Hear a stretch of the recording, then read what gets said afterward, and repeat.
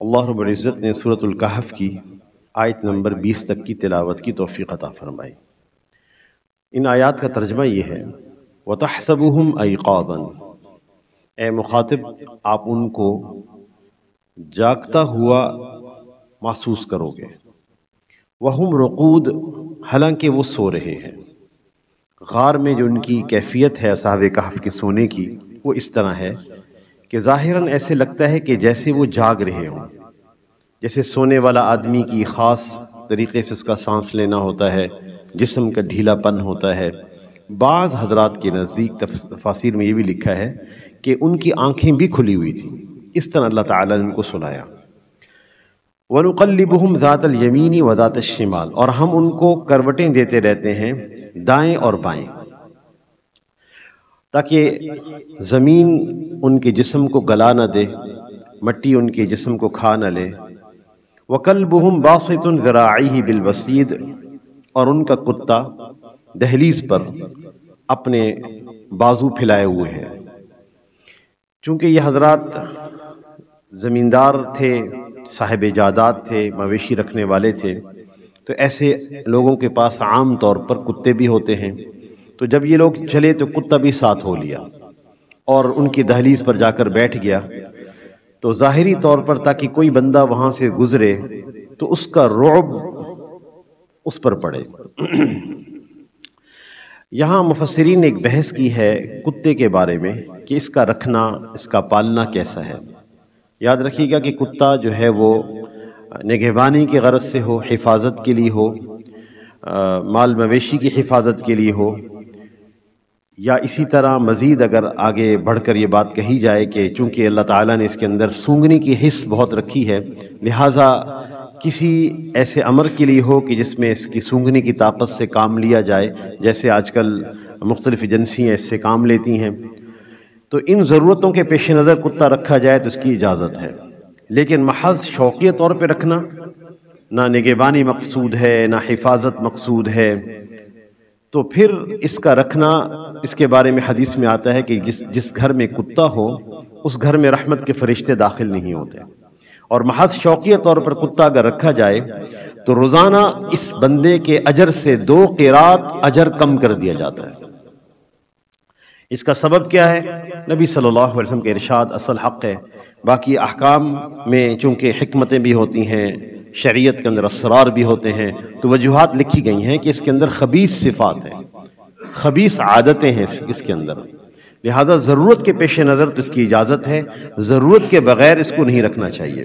اسی وجہ سے اگر برتن میں منہ مارے تو کئی دفعہ دھونے کا حکم ہے، اور ظاہری طور پر بھی آپ دیکھتے ہیں کہ کسی کو کاٹ لے تو اس کی حفاظت کی غرض سے اس کا کتنا علاج اور معالجہ کرنا ہوتا ہے اس کی بد صفات کی وجہ سے۔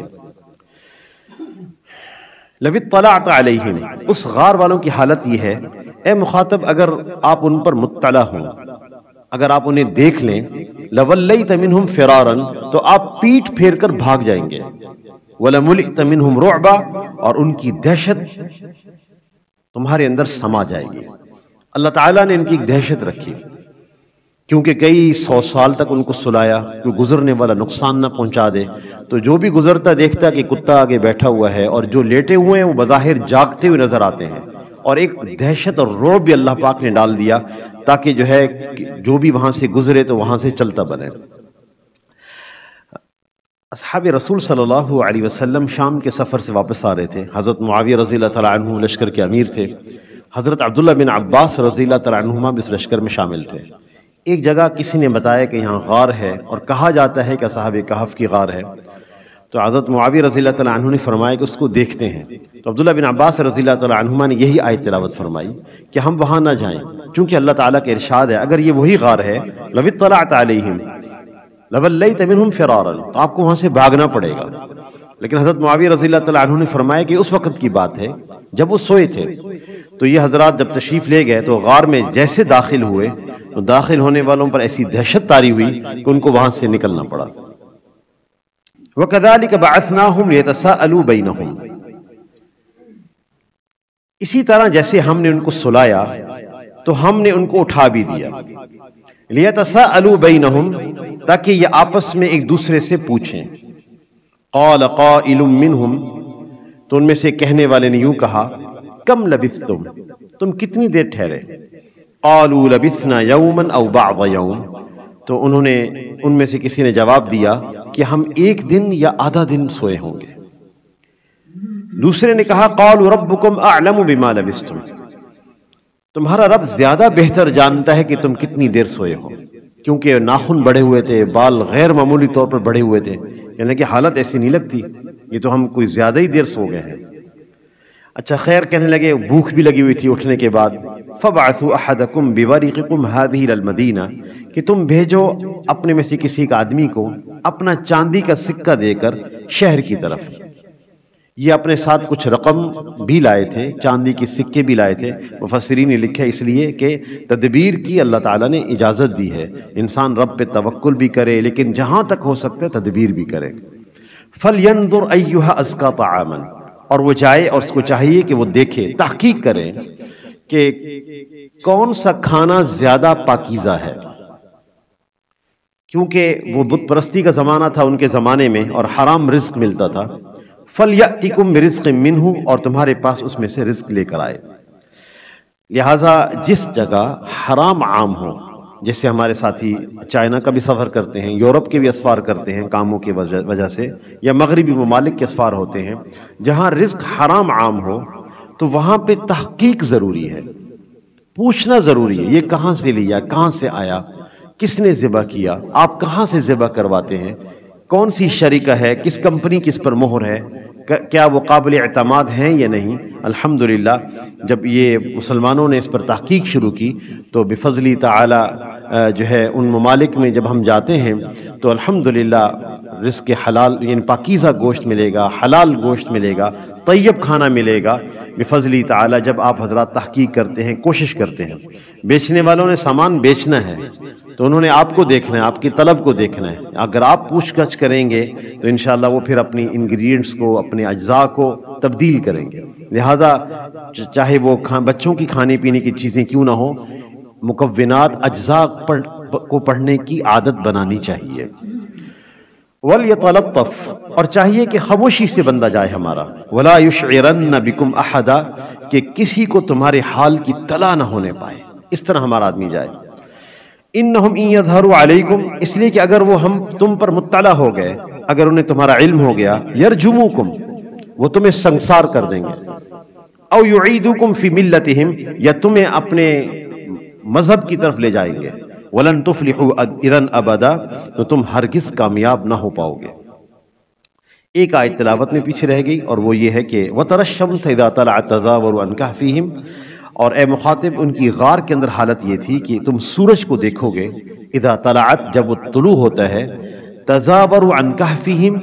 عن ذات الیمینی، تو وہ سورج داہنی طرف ان کی غار سے ہٹ جاتا ہے، اس کی روشنی نہیں پڑتی۔ وَإِذَا غَرَبَتْ، جب سورج غروب ہوتا ہے، تقرضهم ذات الشمالی، تو وہ کترا جاتی ہے اس کی روشنی بائیں جانب، وَهُمْ فِي فَجْوَةٍ مِّنْهُ، حالانکہ وہ کشادہ صحن میں ہے، کشادہ جگہ پر ہیں۔ اللہ تعالیٰ نے سورج کی روشنی سے ان کو محفوظ رکھا ہوا تھا، ایسی جگہ پر تھے کہ سورج کی روشنی بغیر کسی واسطہ کے ان پر نہیں پڑتی تھی، ڈائریکٹ نہیں پڑتی تھی، دائیں بائیں پڑتی تھی کہ اس سے استفادہ بھی ہوتا رہے اور ان کی جسموں کو نقصان نہ پہنچے۔ ذالک من آیات اللہ، یہ اللہ کی قدرت کی بڑی نشانیوں میں سے۔ مفسرین نے لکھا ہے کہ بغیر اسباب کے اللہ پاک راحت کی نیند عطا فرما دیں، یہ اللہ کی بڑی قدرت کی نشانیوں میں سے ہے۔ یہاں کوئی اسباب نہیں ہے، خوف بھی ہے، پریشانی بھی ہے، اور حالات بھی ایسے ہیں جیسے کہ بدر کے موقع پر جب مسلمان بدر کے میدان میں پہنچے تو ایک تو دشمن کی تعداد کا بڑا خوف تھا، طبعی گھبراہٹ تھی، اور دوسرا مسلمانوں کے آنے سے پہلے انہوں نے بہترین میدان پہ قبضہ کر لیا تھا کہ مٹی والا میدان اپنے پاس رکھا، مسلمانوں کے ہاتھ میں ریتلا میدان آیا، ریت میں پاؤں نہیں جمتے، اور تلوار کا وار کرتے وقت پاؤں جمانا ضروری ہوتے ہیں، اور پھر پانیوں پہ قبضہ کر لیا، مسلمانوں کو پانی کی ضرورت تھی، چونکہ وہ پہلے پہنچ گئے تھے، میدان جو پہلا تھا انہوں نے اپنے لیے وہ مضبوط انداز سے سلیکٹ کر لیا اپنے لیے، تو ایک طبعی گھبراہٹ تھی مسلمانوں کو۔ رات جب ہوئی تو نیند نہیں آ رہی تھی، تو اللہ تعالیٰ نے فرمایا اذ یغشیکم النعاس امنۃ منہ، وہ وقت بھی یاد کرنے کے قابل ہے جب ہم نے تمہیں تمہاری گھبراہٹ دور کرنے کے لیے تم پر غنودگی طاری کر دی تھی، سارا مجمع سو گیا۔ وَيُنَزِّلُ عَلَيْكُم مِّنَ السَّمَاءِ مَاءً، اور آسمان سے پانی اتار دیا، بارش ہو گئی، لِيُطَهِّرَكُم بِهِ، تاکہ تمہیں پاک کر دے۔ تمہیں پانی کی ضرورت تھی تو مسلمانوں نے گھڑے کھود لی، ریت میں پانی جمع ہو گیا، اور معاملہ الٹا ہو گیا کہ وہ جگہ جہاں وہ مٹی میں تھے وہ کیچڑ بن گئی، اور مسلمانوں کے پاؤں ریت میں پانی آنے کی وجہ سے جم گئے۔ ایک ہی رات میں تبدیلی ہو گئی۔ تو اللہ جل شانہ بڑے قادر ہیں۔ ذالک من آیات اللہ، اللہ کی قدرت کی نشانیوں میں سے ہے، بغیر اسباب کی بھی نیند عطا فرما دی۔ من یہد اللہ فہو المہتد، جس کو اللہ ہدایت دے وہ ہدایت پر ہوتا ہے، ومن یضلل، اور جس کو رب گمراہ کر دے، فلن تجد لہ ولیا، تم کوئی اس کا ایسا مددگار نہیں پاؤ گے، مرشدہ، جو اس کو راہ ہدایت دے سکے۔ اللہ تعالیٰ سے دعا ہے کہ اللہ ہم سب کو عمل کی توفیق عطا فرمائے۔ وآخر دعوانا ان الحمد للہ رب العالمین۔